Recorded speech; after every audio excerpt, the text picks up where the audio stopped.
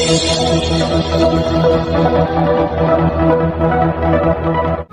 Paratwada police station अंतर्गत जयस्तंभ चौकामध्ये write control scheme म्हणजेच दंगा काबू योजनेचं आम्ही प्रात्यक्षिक घेतलं।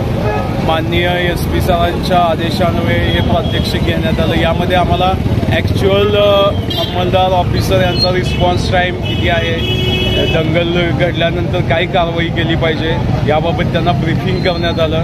तसेच हा 1 किलोमीटरचा दुरानी चौकापर्यंतचा आम्ही रूट मार्च पण घेतला, जेणेकरून दंगल सदृश्य परिस्थिती निर्माण झाल्यानंतर आपण त्या एरियाचा सर्व आपल्याला माहिती पाहिजे त्या अनुषंगानं रूट मार्च घेण्यात आला।